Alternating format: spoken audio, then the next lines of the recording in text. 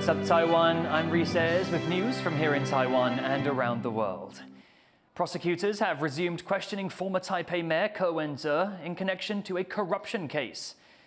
The interrogation comes after the founder of the Taiwan People's Party lost his request for a court hearing on the legality of his detention. Corruption investigators raided Ke's home and party headquarters on Friday. They took him in for questioning that lasted late into the night. Prosecutors formally arrested him early Saturday morning after he refused to continue with the interrogation.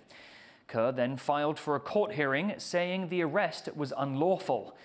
The Taipei District Court rejected that request. Before the court's ruling, the Taiwan People's Party questioned the motives and methods of the investigation into Wen-je. I went to the party's main office in Taipei. Political turmoil continues for Taiwan's third largest party, the Taiwan People's Party, and its founder, Wen-je, now in the hands of the authorities. At a press conference at the party headquarters on Saturday morning, accusations that authorities overstepped during their search. 是不是如同台北地检署所讲的，搜索范围仅局限在柯文哲个人办公室？为什么在民众党中央党部翻箱倒柜，进行摸索式的钓鱼搜索？我们希望台北地检署说清楚、讲明白。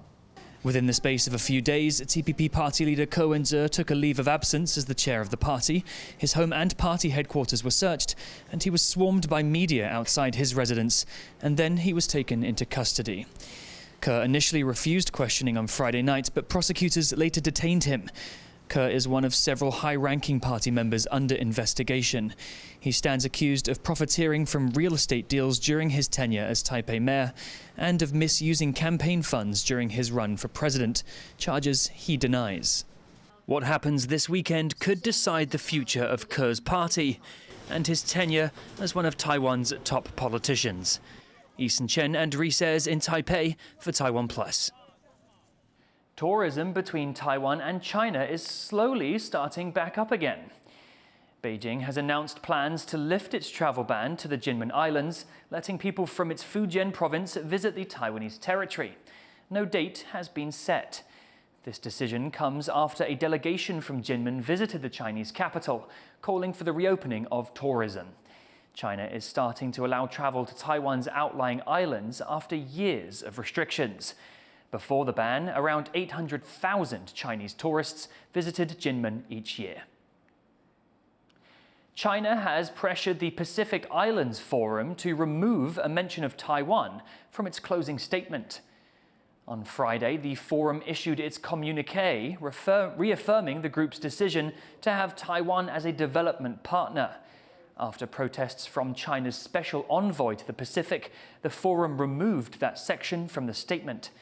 Only 3 of the forum's member states still have official diplomatic ties with Taiwan. International observers say this is part of China's efforts to increase its influence in the region. 中国它其实是要去这个太平洋上面呢去争夺它本身的一个地位的情况之下，所以这些岛国对它来讲反而是非常重要的一个据点。它试图在这些区域组织或者是国际组织取得它的话语权，它有一个更大的一个布局。 Firefighters, police and other public sector workers have rallied in Taipei to demand the same workplace protections other people enjoy. Nearly a year after their push for unions and safety measures began, they've gathered hundreds of supporters to let the government know they won't be ignored. John Van Trieste reports. Firefighters, police, law clerks, and prison staff rally outside the legislature in Taipei. A collective push for labor rights is what's brought them together. As public employees, they're not allowed unions, nor does the workplace safety law that protects ordinary workers apply to them. But they say a string of deaths this year shows this arrangement doesn't work. There's the pair of firefighters killed when their oxygen tanks ran empty. There's the legal clerk who allegedly died from overwork. And there have been suicides too, raising concerns about mental health. In all, 14 public servants have died since New Year's Day. This rally of several dozen is a memorial to them, but also a call to action. After a moment of silence for the dead, there are testimonials about the hardships and sometimes the dangers workers in these fields face. 苗栗地院不是有一位书记官，还有霍老师的状况。其实，在我们书记官的工作之中，我担任书记官10几年了。过劳这个词，我常常看到，其实包含我身边的同事，大部分都是过劳的状况。可是过劳到死，真的是第一次看到。Though this labor rights movement is political, it's not about partisanship. As early as last year's presidential race, firefighters had asked all candidates to back their push for unions and safety rules. Today, too, officials and lawmakers of all party backgrounds have been invited to speak. 3 chairs have even been set aside for representatives for the cabinet, the labor ministry, and the body in charge of exams for civil servants. But the invited officials are no-shows. And only one of Taiwan's big 3 parties has sent someone to speak. This speaker, from the main opposition Kuomintang, is upset at the lack of turnout from his colleagues. 所以刚刚看到这3个贵宾席，行政院、考试院、劳动部没有任何人出席的时候，我感到非常的惭愧。但最重要的，我想不是要做政治上的斗争，而是真真正正能够帮我们所有公务体系的同仁都能够争取到应有的权利。 But after years of pushing for unions and labor protections, these activists say they've learned not to expect an enthusiastic response from officials. Still, they have a message for those in power. 政治人物的话，我们只是希望他们可以在立法院或者是行政院里面多做一些贴合我们基层公务员真正需要的一些制度。但是我觉得，在纵观这近几年来说，其实最后我们需要的并不是政党的推动。 真正能带动制度改革的，最终还是我们基层的团结。Before the gathering disperses, supporters lay candles on a table to spell out the word safety. They hope this small but concrete summary of their demands right outside the legislature will leave an impression on those inside and win them the labor rights they seek before the next accident. Patrick Chen and John Van Trieste for TaiwanPlus. A Supreme Court judge in Brazil has suspended the social media platform X, formerly known as Twitter, after a months-long legal battle. The judge had ordered X to name a new legal representative for the company, which it refused to do. Earlier this month, X shut down its office in Brazil due to threats of arrest and censorship. In April, Brazil's Supreme Court had ordered dozens of accounts on the platform be suspended for spreading disinformation. Brazilian X users are bracing for the platform's ban. Todas as empresas que estão no Brasil, elas têm que seguir uma regra. Eu acho que independente do que possa estar acontecendo ou de posicionamento político, se essas empresas, se alguma dessas empresas não querem seguir essa regra, aí eu acho que o judiciário brasileiro ele tem que ter sim esse pulso firme. Brazil is fighting to contain wildfires that have erupted across the country, with the Environment Minister saying the government is at war with the blazes.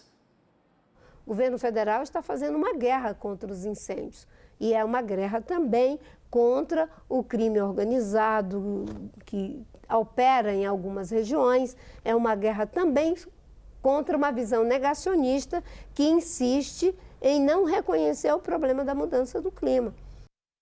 For a week, forest fires have been raging across the country's central west wetlands, northern Amazonian rainforest and populated southeast regions. And meteorologists forecast at least another week of high temperatures, fast winds and low humidity, conditions that could lead to new fires. The Environment Minister expects the fires to continue spreading, and Brazil's government has previously said arsonists have been starting more fires. Nós estamos lidando com uma realidade que a cada semana surge mais 10 frentes de incêndio. E se não é por raio, não é por uma ação natural, porque esse período os meteorologistas estão dizendo que não tem incidência de raios, é por ação humana. As cities around the world get bigger and brighter, the light pollution they emit encroaches deeper into the natural environment with harmful results. I spent some time with a group hoping to give Taiwan a much-needed glow-up by turning the lights down.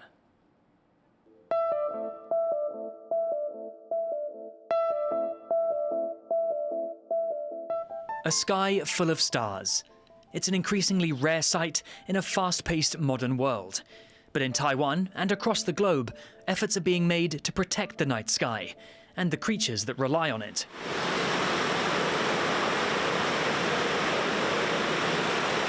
For the Taiwan Dark Sky Association, a branch of Dark Sky International, those efforts begin where the lights are brightest, the city. 它就是为了能够让台湾有一个地方，它是作为暗空保育，然后也可以作为一个推广，就让大家去看星星的同时，去关注到我们要保护黑暗的天空这件事。 Through regular excursions and workshops, a team of educators, including naturalists and lighting experts, aim to teach people about light pollution and bring attention to the unnecessary amounts of light that flood cities after dark. 有些公家机关就是说，这是道路，我们没有办法去建议，或是没有办法去解决。那可是至少我们可以从每个人的家里做起，回家之后，然后家里面到底需要多少灯？是不是像就是每天都要把灯点的像白天一样亮？那从自己的家开始关灯做起之后，到外面你就会开始慢慢知道说，哦，我的中庭可能不需要这么多灯。 And special sessions outside the city give attendees the chance to see some of Taiwan's unique scenery from a new perspective. Here at Yelio Geopark on Taiwan's northeast coast, participants learn that less can be more when it comes to artificial light.